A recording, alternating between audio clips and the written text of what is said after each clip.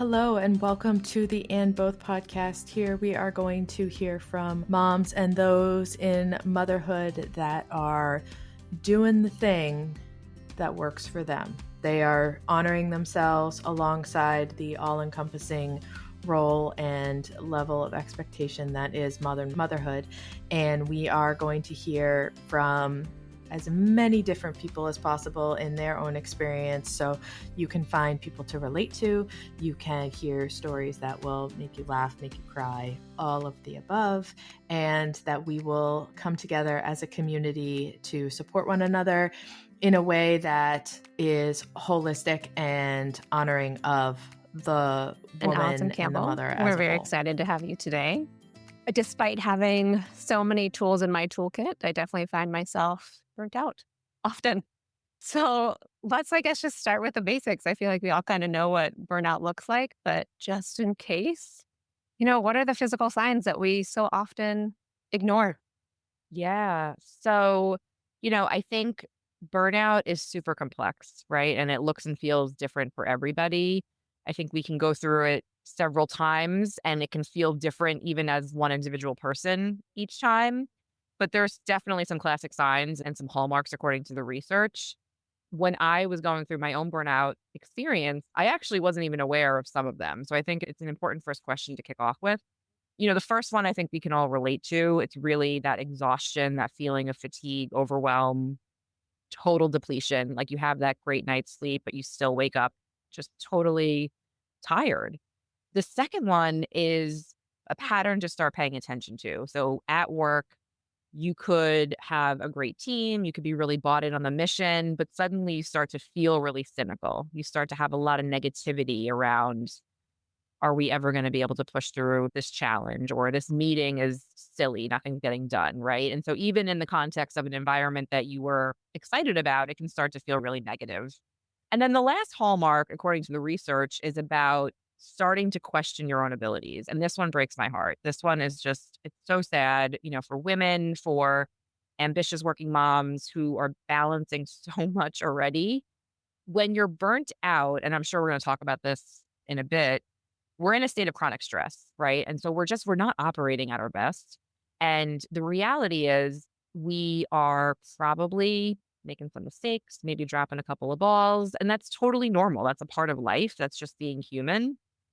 But we start to really question whether or not we're fit for the job, or we have guilt about balancing things and again dropping those balls. So those are kind of the three hallmarks of burnout, and they can certainly show up and look and feel different for everyone, but signals to pay attention to. So Dr. Sheryl, what would you add there?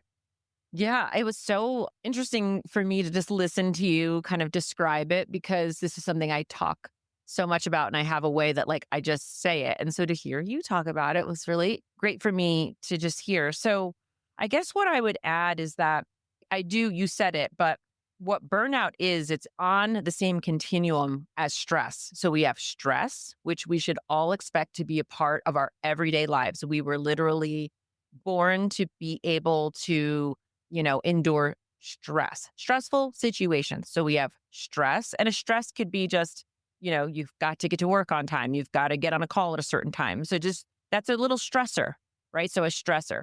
So you have stress, then you have chronic stress, and then you have burnout. So it's a chronic stress gone awry. There's no break in the cycle. And there really is a stress cycle that needs to be disrupted and also needs to be completed. So meaning we're going under stress. Let's say I've had a couple of stressors today. It's going to be disrupted. Like after this call, I'm going to go play pickleball, right? So I'm, in theory, breaking whatever stress I've been experiencing throughout the day. And after pickleball, I'm going to be socializing. Like it's Friday. It's a Friday afternoon, right? So I already know in my head what's going to break the cycle.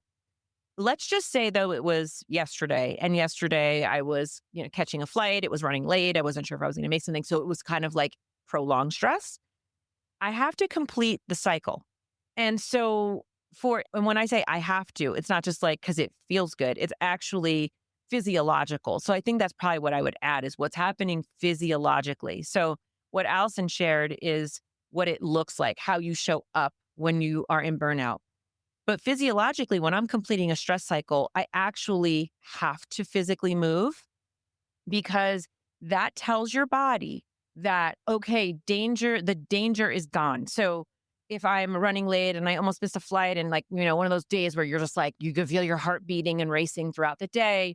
When I come home, if I just kind of roll right into whatever the next thing is I'm doing, I'm actually depriving my body of the break that it needs. It needs the assurance. So a walk, that could be a walk. It could be a meditation. It could be that you do yoga. It could be that you decide to stretch for 10 minutes, but you actually have to move your body in a way that calms the central nervous system and says, we're out of the danger zone.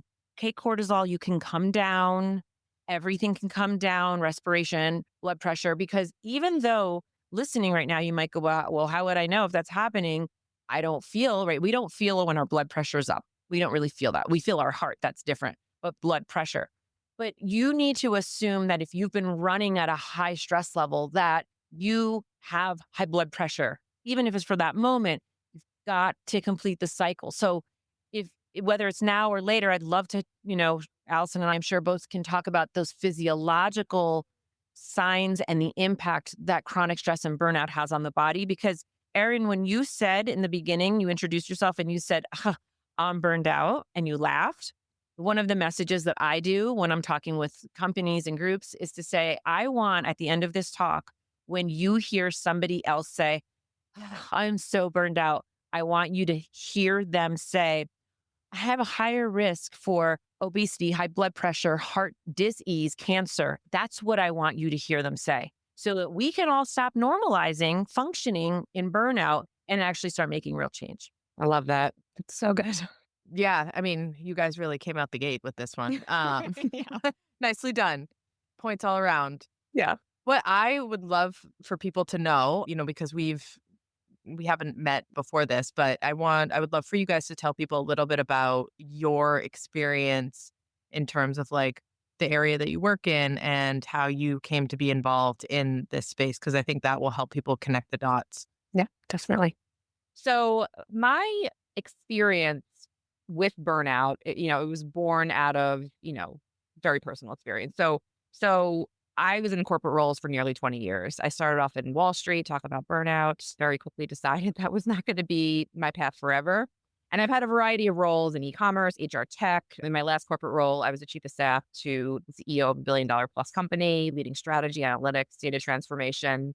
And so, big jobs. And in that last role, had a seat at the table. I was an executive. I was managing our board. I loved our mission. I loved the company. I loved my team. And yet I was still firing on all cylinders all the time. I went through a pandemic with 2 little kids. So my partner and I both working full-time jobs, of course, being scared about the virus, the collective trauma we all went through, homeschooling my first grader who didn't know how to type, right? The schools closed and then they came back and said, great, we're going to do school on Zoom. And so I'm sitting next to her, making sure she's able to get into her classes. And so I don't think I was clocking that, not dissimilar to any other parent who went through the COVID experience. I don't think I was clocking the pressure that was adding to my daily life, to that chronic stress cycle that was just never completing. And we talk about the ways the symptoms manifest. For me, fatigue all the time, foggy. I always had the best memory. And all of a sudden, there was a period of about 18 months where I was super foggy. I just felt like I was walking around, not fully present, muscling through everything. Stomach aches. That was the other one for me. And so my experience in those last, call it 6 months, I was pushing through. I kept thinking I'll take a day off after the next board meeting or after this next big trip. And I never did because, you keep going. And we've been conditioned to hustle and to be grateful, particularly as women, that, all right, I've got a seat in this data room. I'm the only woman. Like, I'm going to show up. And so you just keep going.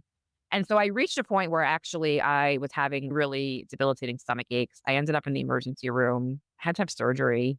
And so that was, I'm sure as your listeners are hearing that, of course, a wake-up call. But for me, I was also so disappointed that I had ignored those health warning signs. And so I made a decision, like it was a fork in the road moment, that I could go back to work after surgery and probably fall back into old patterns, and nothing really about the environment was going to change. And even though I loved the work and I was so bought in on the mission, it really had to, for me, I had to take stock and really process, recover, and, figure out how I was going to go back into a work setting and not get back into that place.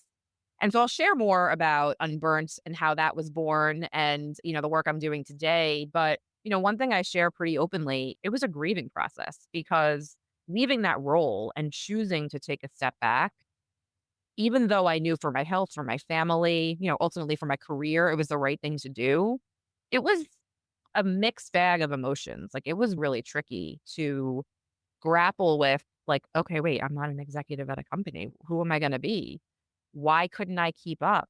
Saying goodbye to colleagues that I loved. My last day was like full of tears, even though I was choosing, to leave. So I think it's really important that we also normalize the mixed emotions that come along with burnout. And if we're choosing a different path that maybe looks and feels very different than the career we thought we were building, like that's okay to feel a little grief and also know maybe in your heart it's the right decision. So there's just so much that's kind of wrapped up in this burnout experience. And I'll pause there and I'll talk more about my company Unburnt in a bit. But, thank you so much for this space to talk about this topic, share a bit of my story. Yeah. I think I would have started at a different place to talk about my experience, but listening to you reminded me, I wouldn't say it's where burnout started for me, but where serious stress started for me was I was in my first job out of a doctoral program, so now I'm 30 years old and working for the first time because I'm a psychologist and that's just how long it took. So I get my dream job. Literally, I had it like everything about my career was like written in the stars a long time ago. So it was like my first job, I want to be the clinical director of a residential treatment center.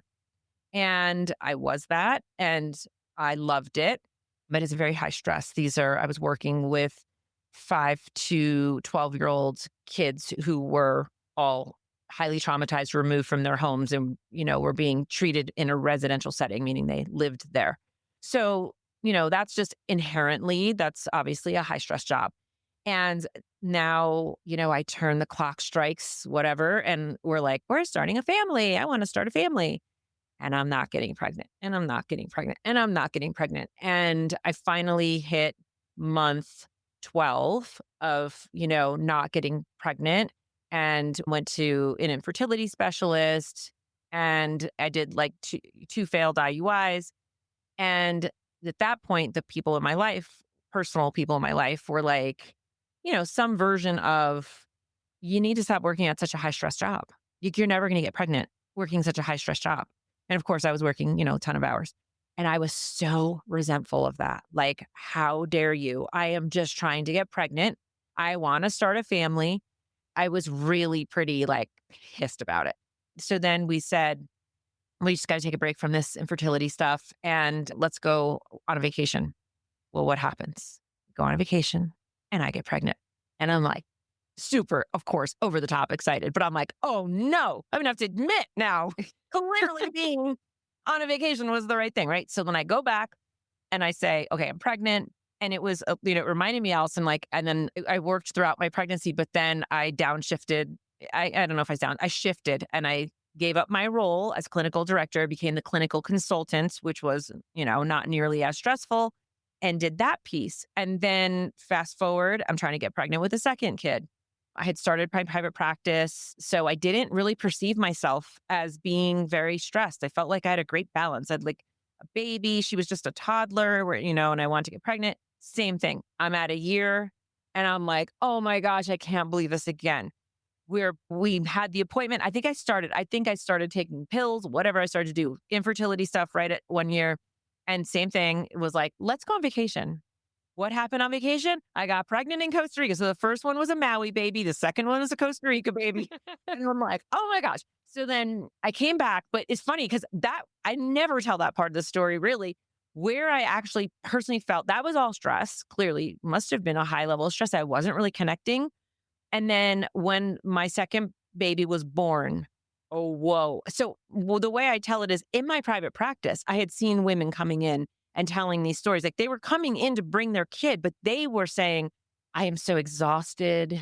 Is this all there is? Like that was a lot of times. Is this all there is? Like, is this what I've been waiting for? Because I don't feel fulfilled. And then so many women would say to me, like, I just want to let you know, like, I am educated. I am, so if they were now an at-home mom, they were like wanting to tell me their resume and if they were a CEO, whatever they were. And if they were working, they wanted to tell me about how hard they're working to like be a good mom. So those were observations until I had my second. When I had my second, my feeling was I always felt like I was drowning, like literally like I couldn't catch my breath. Like I just was so overwhelmed and it just clicked. I was like, this is what these women have been talking about. This is the feeling, like I got it. And I just started writing.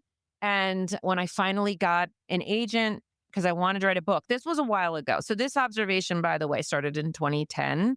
And when I finally got a literary agent, she was like, we're going to do this. Like my working title was Modern Day Motherhood, because I felt like I was just making observations about what modern day motherhood looked like. She's like, this is like a condition that you need to name. And I was like, okay. And so then I went back to the research, and the research around burnout really started with ER docs and nurses. And in the 1970s, they were observing what was happening. Why was there so much turnover with doctors and nurses in an ER? And when I went to there and I looked at the list, and by the way, at this point, that not even close, the WHO, the World Health Organization, had not yet made burnout a syndrome. And in our country, it keeps getting denied from the DSM. It is still not a syndrome here that's diagnosable. So I just looked to that and I said, it's burnout. I think this is burnout. I think the occupation, it's because burnout is an occupational hazard. I think this is the occupation of being a mother. And you can get those feelings of chronic physical and emotional exhaustion that results from feeling like you are no longer good at your job. And the word I would add that the World Health Organization adds is they say you become cynical and resentful. And a lot of people resent their kids, their spouse, their partner. You made me quit. I had to quit, whatever it is. It just all clicked for me in such a way. And I'll end the story by saying that the arc, just like the book came out, Mommy Burnout came out in 2018, and February of 2018, May of 2018, the World Health Organization deemed burnout as a syndrome. And then in 2020, when the pandemic started, like when I titled this Mommy Burnout, like it was, I think people thought it was a joke or like a funny book, but then parenting burnout became a real thing, and the American Psychological Association acknowledged it. And so, I think like just my experience and observations were probably a touch ahead of its time, but it's been a long journey for me in understanding stress and how it plays a role in my part, other women's parts mostly. Yeah. I love that. My background is I'm also a clinician. I'm an occupational therapist, and I went and gave a guest lecture about managing stress and managing all of that around clinical. These people are getting ready to go out on their placements. And I used that in my presentation, talking about how burnout is only defined in the context of occupation, to a room full of occupational therapists who know that occupation doesn't mean a job, but the definition as it's written is written around a job. And so it was like a wonderful laugh, like an inside joke for a room full of people that were like, oh, ha ha, because we get the context. And so that's what I'm glad that you brought that up, because I remember being like, you get it, guys, right? Like occupation of life. And they're like, yeah, no, we get it. And I was like, so let's talk about burnout and how we avoid this, because yada. And so I love that you brought that up. Thanks. Such a great point. I love that you're a trailblazer ahead of, the rest of the world catching up. Strangely, right? Like strangely, because it really shifted my whole career. Like 2018 to 2020, I was speaking at like some women's groups, PTA meetings, like anywhere where like some nonprofits, like where groups of women would gather. And we were talking about just children and them. And, we were doing that thing. And then when 2020 happened, by April, I'll remember my first one because it was so strange to me. They were like, okay, it was actually a group in India through like an entrepreneurial group that I used to be a part of anyway. And so that was my first time doing a talk about burnout that wasn't about just moms, that it was actually just this. Now it was a universal experience. And they want to talk about maybe they were burned out by then. they were already getting burnt out 2 months in, or, for however long, for depends on where you were in the world. But a couple weeks, even to months in, people were burned out. And so it was completely career changing for me in April of 2020 till today, that now I do speak to corporations and ERG groups. And it's cool that, I mean, a positive outcome of a terrible situation is that people care about mental health in the workplace now. People actually care about burned out employees. They actually want to invest in many different ways in supporting employees. Like, this was happening, I'm sure you know, Allison, but at really low rates prior to 2020, and now is like sometimes a top 3 priority in a lot of companies. So it's been really shifting. Absolutely. And I think what's interesting is that you have this overlay of burnout as the topic. We kind of know the signs and symptoms, but the way it manifests in workplaces continues to evolve, right? So, what was causing burnout in 2020, like the acute stressors of the world shutting down, versus where we are today in 2025, with which, I hear pretty frequently now that AI and the disruption to roles and this lack of feeling prepared, like I'm so maxed out already, I don't have time for the skill development, is something I hear from clients all the time. It's really interesting. So the drivers of burnout continue to evolve. And so I think there's a real opportunity to look at the systemic, some of the macro things that we can address first, and then get into some of the nuanced ways that people are working, and based on, where we need to help educate leaders on where burnout is showing up, or how to bake in skill development. That's like an always on thing. But as new technologies like AI and how it's permeating through everything is just ramping, it's everywhere now, people feel really unprepared, which leads to anxiety, pressures. Where am I going to find the time? And so it's just interesting as I sit back and think about the way burnout shows up. Probably the symptoms look and feel very similar, different experience for everyone, of course, but the drivers continue to change. And so it's just an interesting, I'm sure 10 years from now, we'll be talking about burnout, but what's causing it is going to look and feel quite different. I agree. I think what's causing it, yeah, that can shift even in our own lifetimes, right? Like, at one point it was having 2 babies, and today it might be like, just a ton of work, whatever it might be. For a lot of people, it's caregiving burnout is something that's so real that I talk a ton about.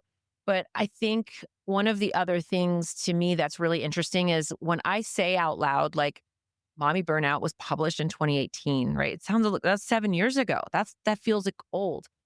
I have looked through the chapters. I'll do this like at least once a year, the last couple of years. Do you know there's not a single chapter I would change? Like, the stressors, the triggers may evolve, but the solutions are pretty consistent.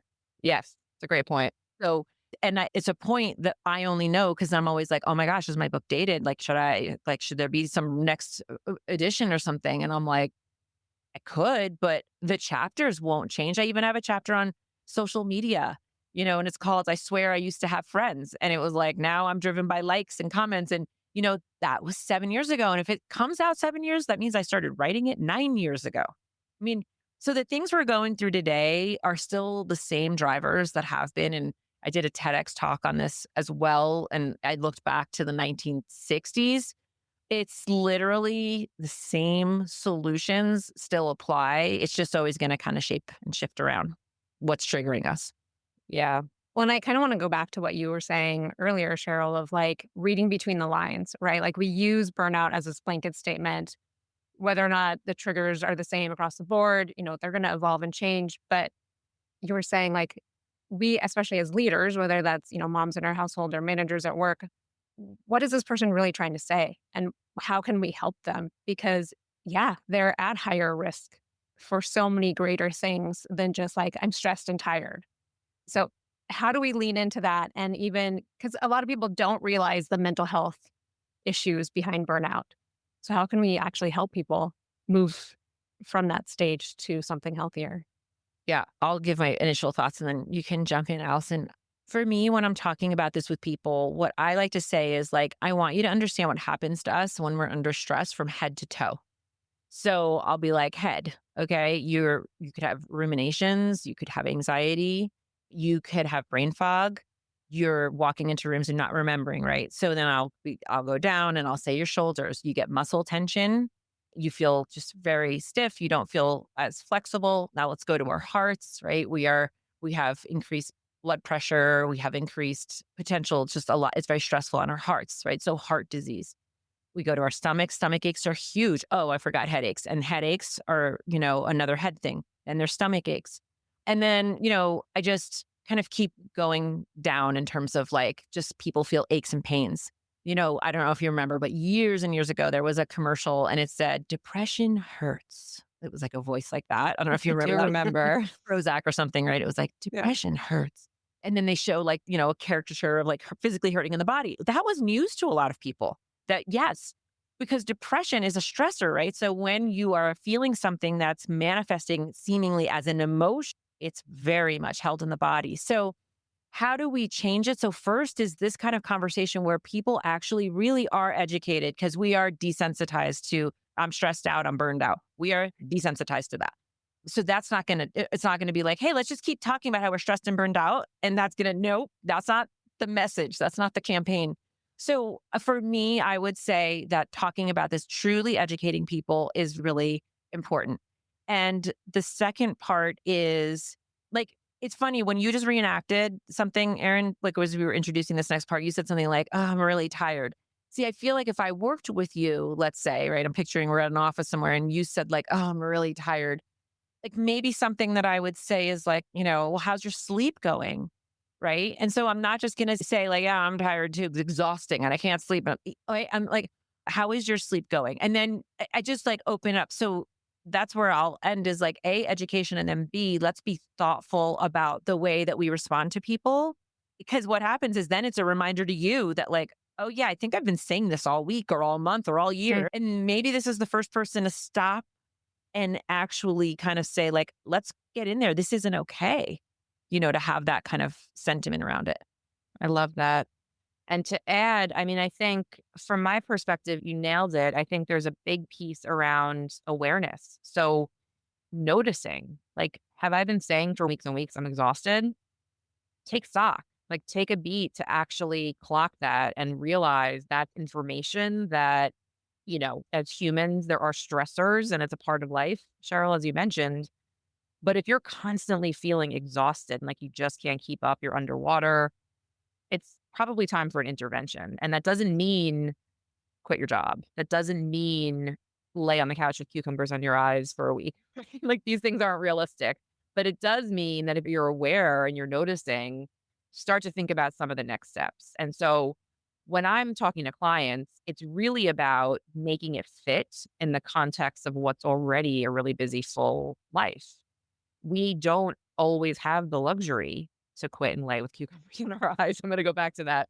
And so, and by the way, when I took some time off, there was no cucumbers. I was a still mom and still, right, lots of busyness. And so we need to acknowledge that too. It's not just the work context.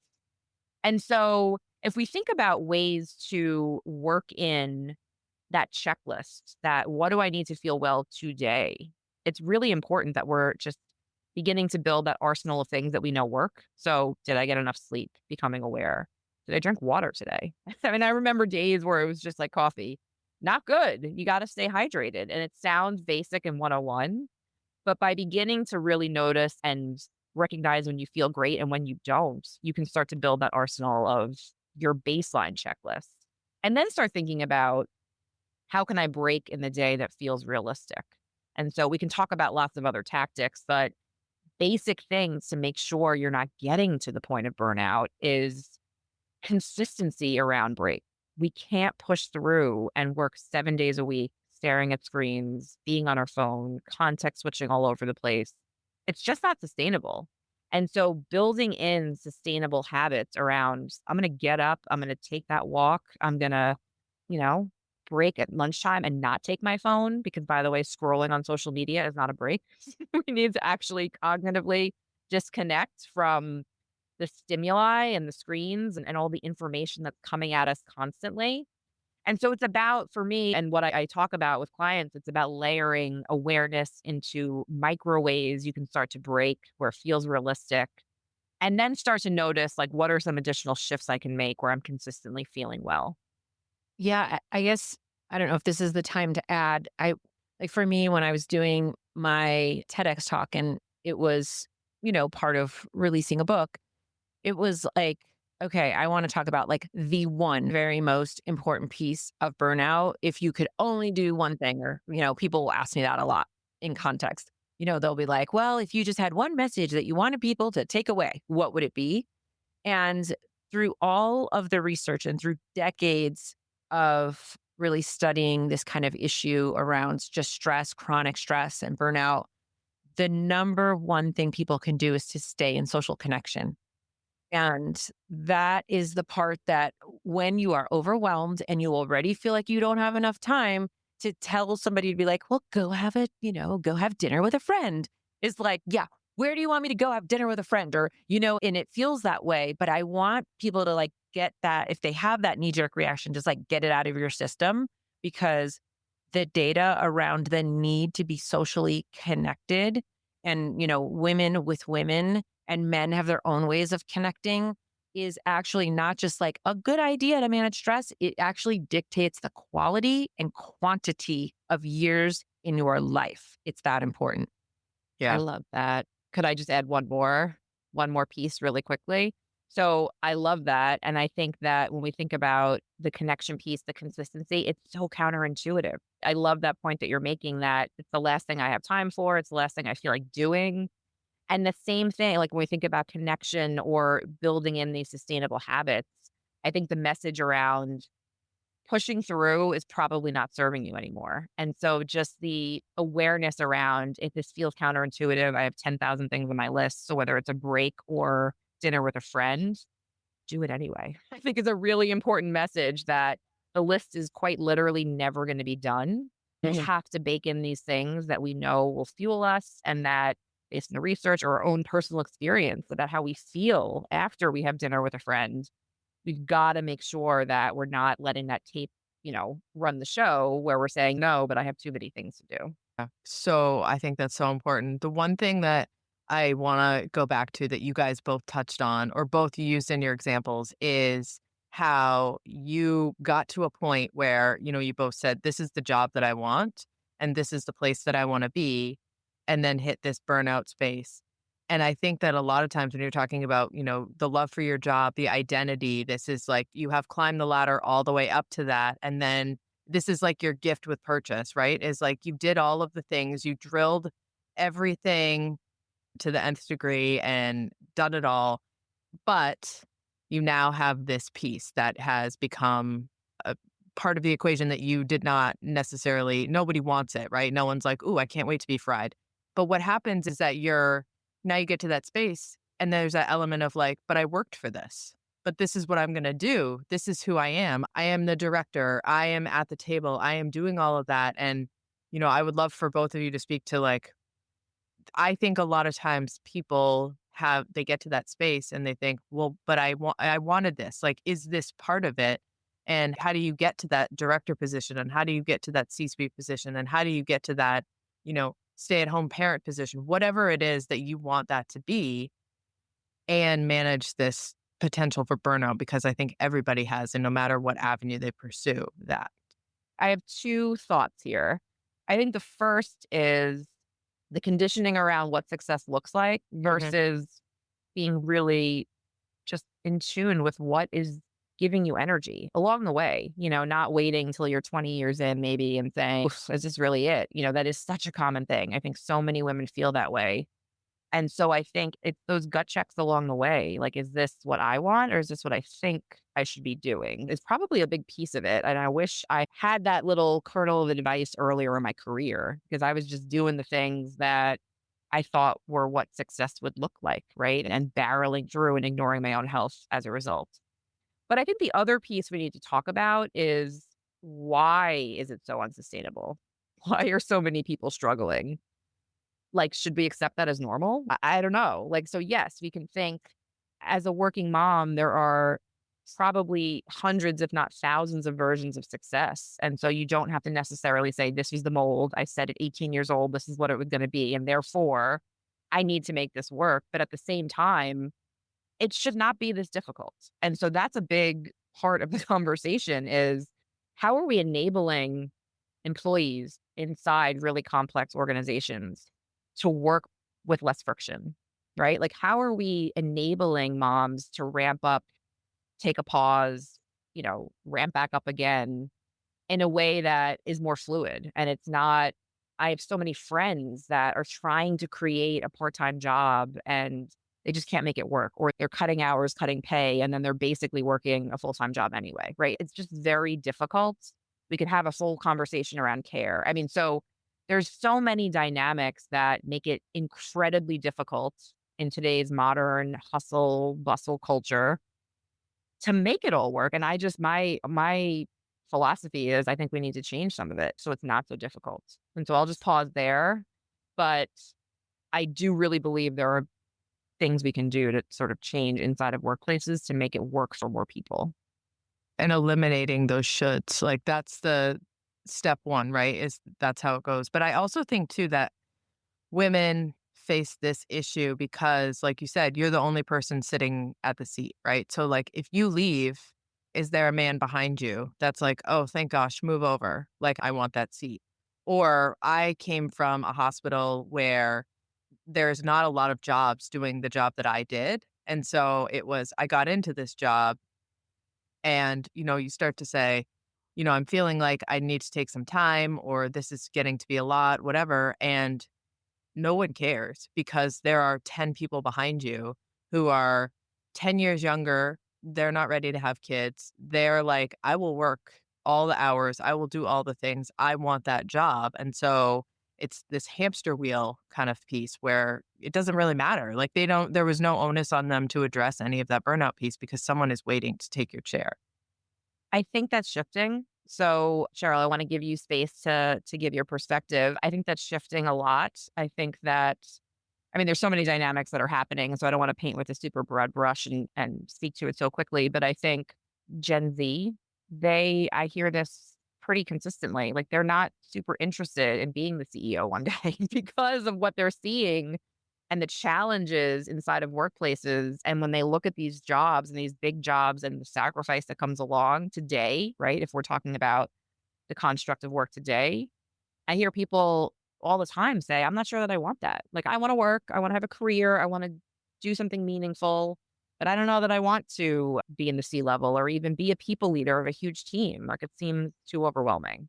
So I think there is a little bit of a generational shift happening. I think with AI and the disruption happening with jobs all over the place, I think we have to really reckon with what is the value of the human piece? How are we making space for leaders and employees to cut through the ambiguity, right? So it's like information overload.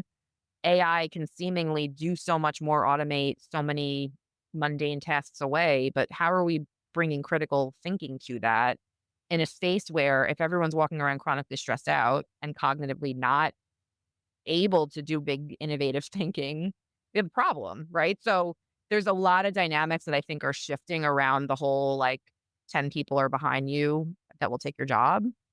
The nature of that job is changing and people coming up behind. I don't know. I think it's looking a lot different. So that's my take in a 2-minute little window. Sheryl, I'd love to get your perspective though on some of the things that you're seeing and things that are shifting. Yeah, I think, something you alluded to, Pew Research has out that, yeah, Gen Z is really their number one attribute, like, or let's say perk in a new job is a wellness plan, life work balance.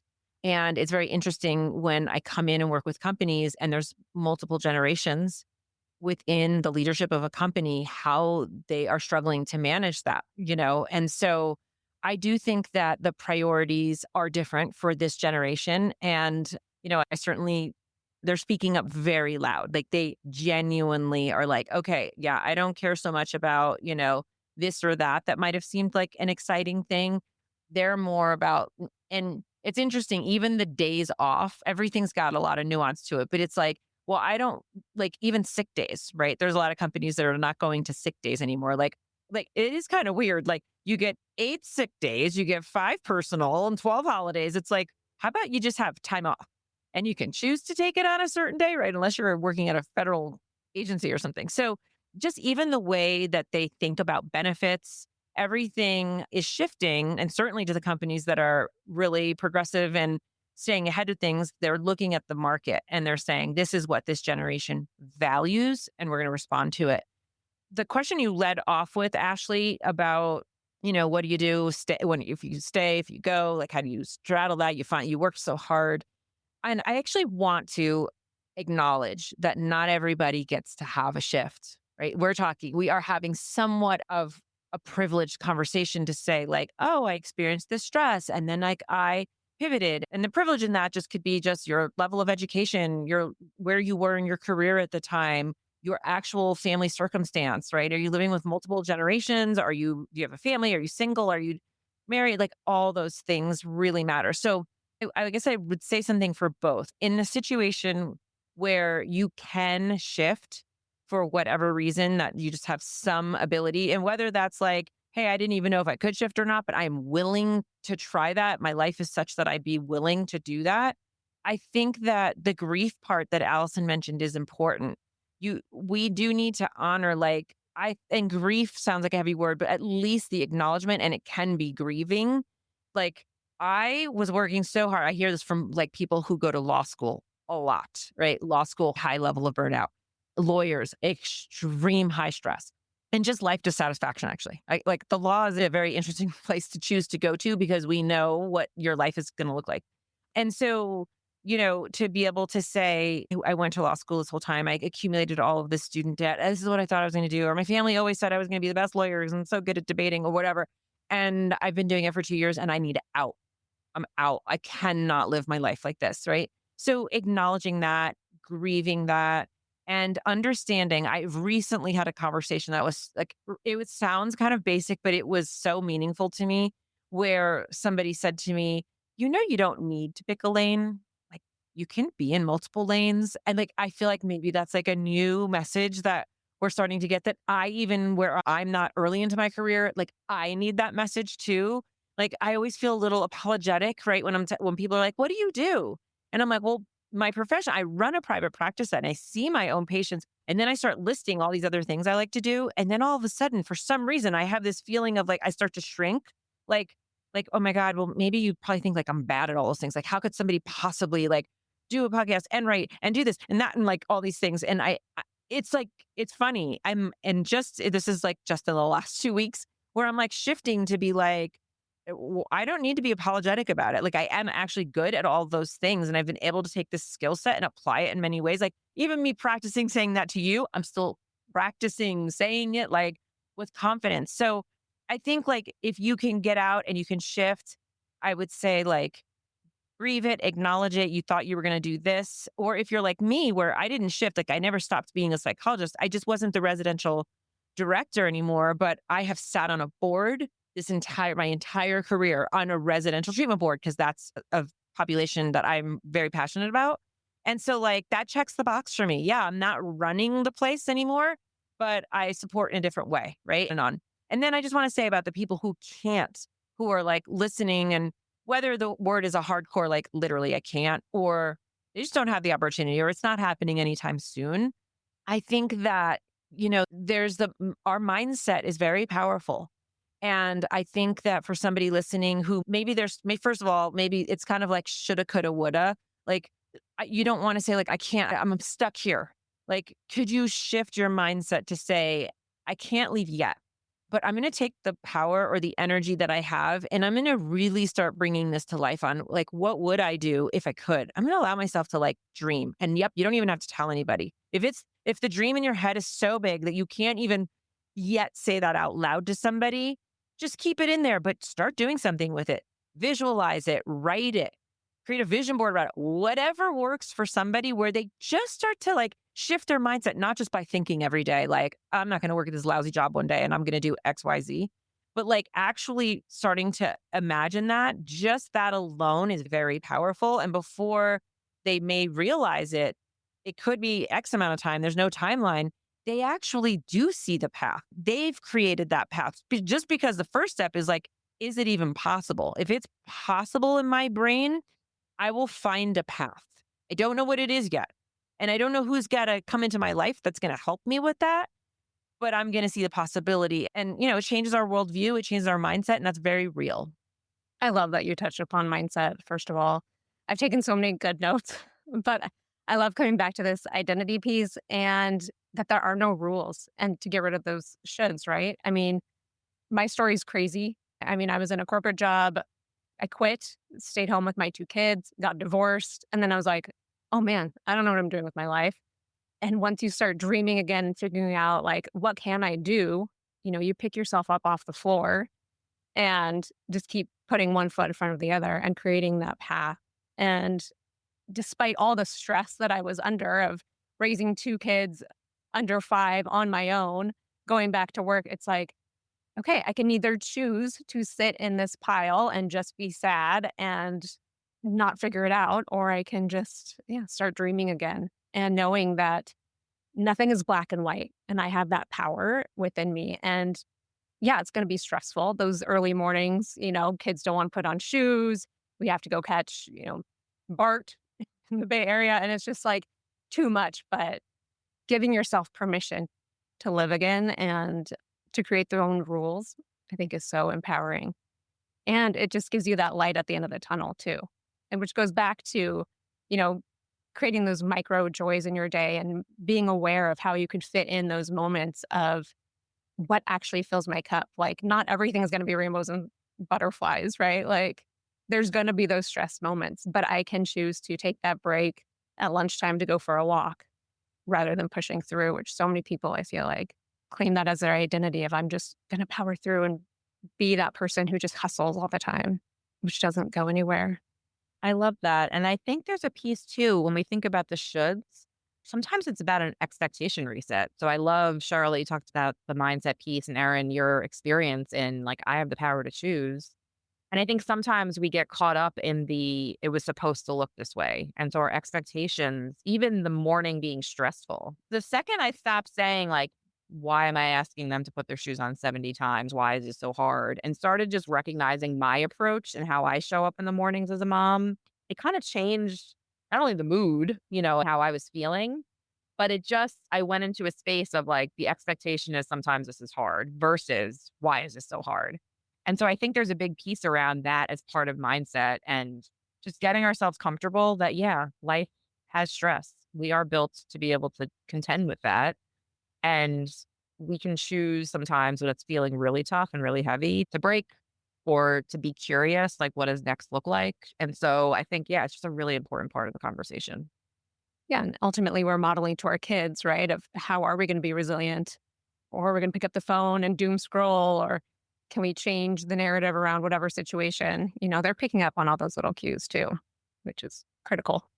And that's how we don't have the next generation that does what we've done in that capacity. That says, well, I know that if I want to have a successful career, whatever that may be, that I have to do this and this. And then you end up there and you get to that point of like, well, I really have to reevaluate. I do echo what you were saying, Sheryl. I was at the Transform HR conference this year in Las Vegas and went to a couple of sessions. I've never been before, and they spoke about how wellness in terms of like flexibility and programmings that are not that are really specific for caregivers are a really up and coming component of HR benefits, because there's two things that have happened. One is that flexibility is no longer a perk. Flexibility is a requirement. And two, exactly what you both spoke about is that the generation that is coming into the workforce that will very soon make up the majority of the workforce is not the generation of the gold watch sheet cake 50-year anniversary.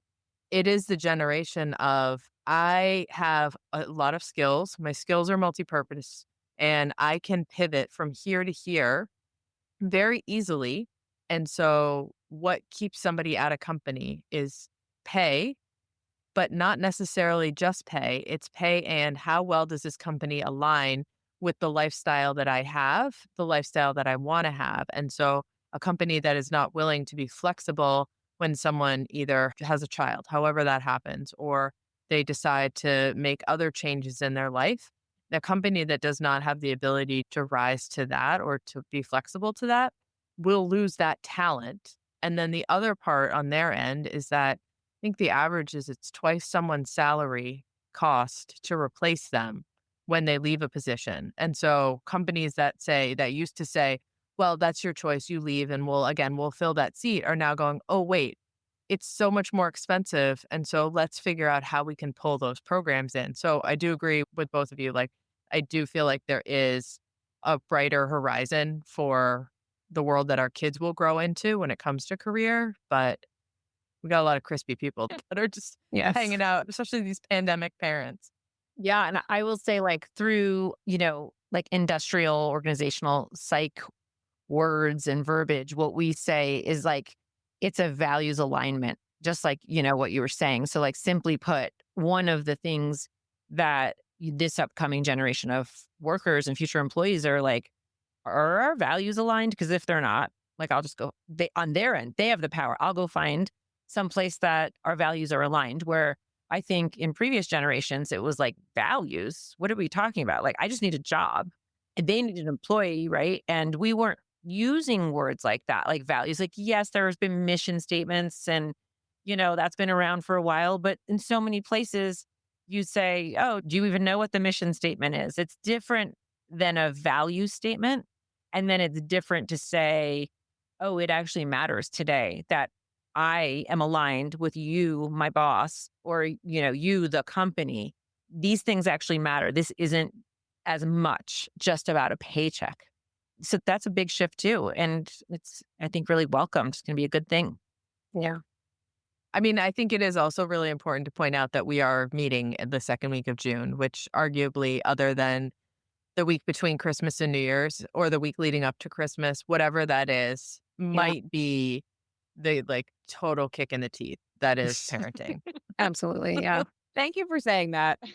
If you don't have a graduation or a moving on ceremony or an end of the year presentation or a rehearsal or recital or a playoff game or whatever it is, like, what are you even doing in June? Because I just feel like every person that I talk to at school drop off, at school pickup, at the grocery store, at, whatever, every person that I've talked to for the last 3 weeks is like, we all laughed about May-cember being super scheduled and having all of these things together. And then it's like, June is like the emotional hangover from all of the work that you did in May, right? It's like, you want to be a part of all these things. And like you guys are talking about brain fog and trouble concentrating and feeling like you're not really engaged. Like, these are the moments that you work so hard for and you want to be engaged in. You want to, like, take the photo when your kid walks across the stage and you want to, like, see them do their first performance and all of those things.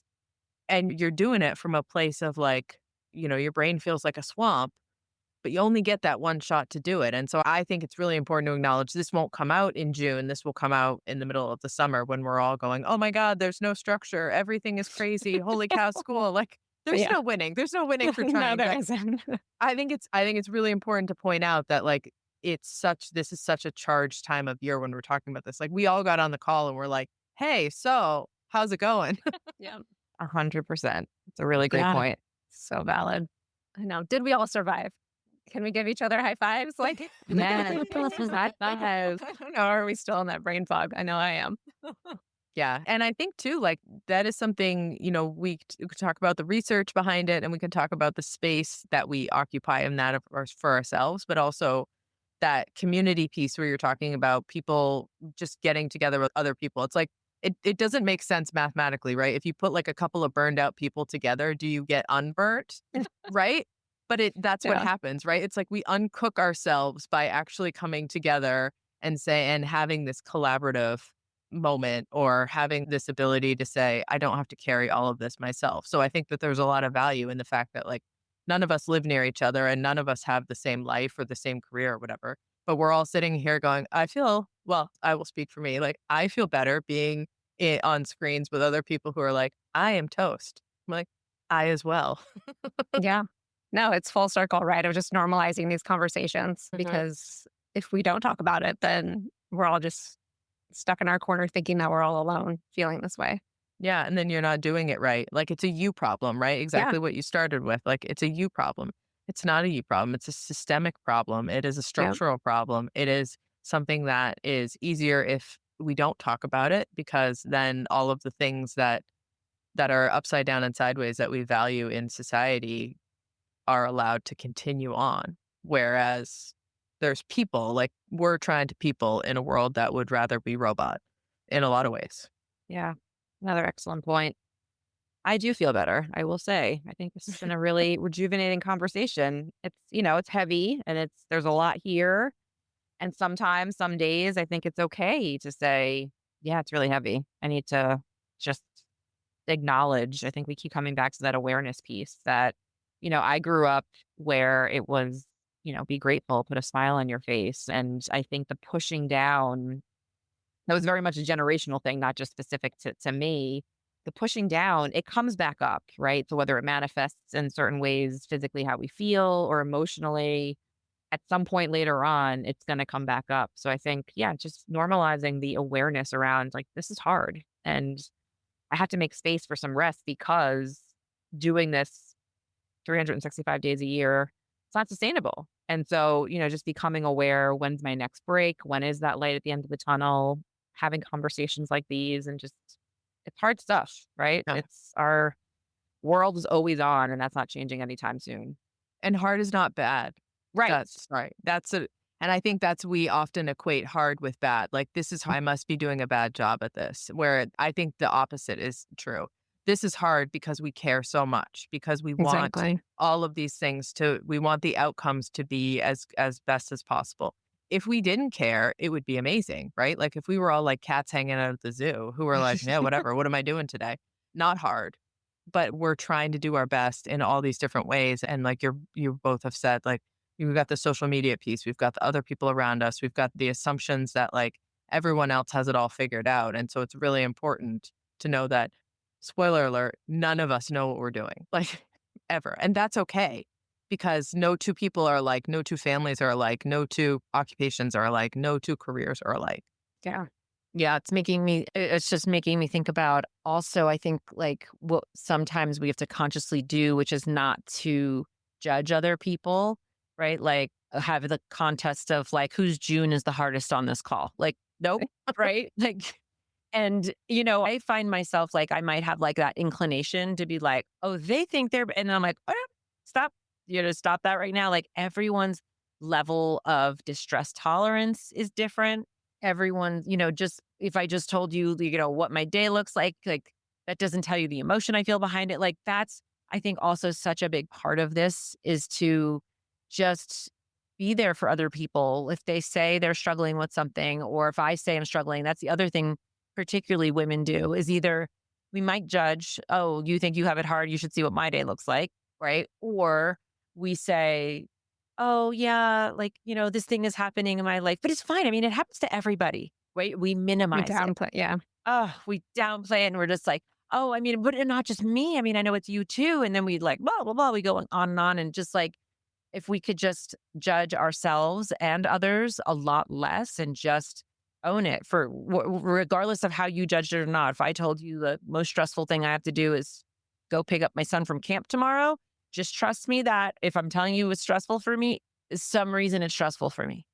Right. And so I think that's, just another way to stay in community. And so, particularly for women, supporting other women is, like, let's just get rid of that.